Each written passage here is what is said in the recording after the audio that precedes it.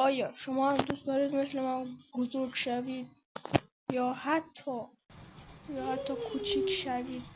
مثلا انقدر.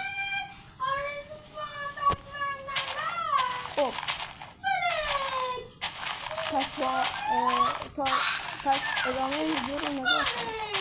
این کار شما به یک کامنت نیاز دارید و اسم نوشتید کامنت 21 به بالا کار میکنه. حالا من پایینتر تست نکردم، بدون مادم هست.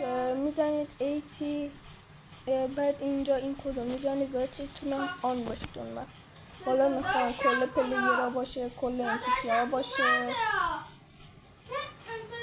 اینا نمیدونم، خودت فقط باشی، رندوم پلیر باشه، یعنی اگه چند نفرین بین این چند نفر یه نفر رو انتخاب کنه، یا اینو دیگه نمیدونم. اینم که آیه طرف، مثلا اگه میخوام فقط یه نفر باشه آیه طرف اونجا میزنید. حالا من میخوام خودم باشن یا آیه خودم رو میزنم یا یه دونه ادساین میزنم بعد پی میزنم. خب خط فاصله میزنید، اینجا میزنید جنه، حالا کدشو واسه تون می نویسم.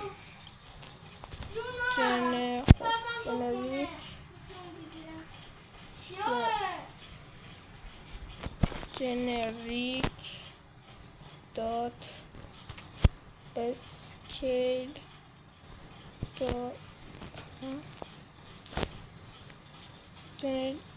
خب خط فاصله میزنید، بیس میزنید، بعد اینجا ست که زدید اندازه انتخاب میکنید. مثلا من میذارم 123، قدم بزرگتر شد، یا میذارم 0. خب قدم کوچیک شد. عادیش 1، نرمالش 1. شب شد.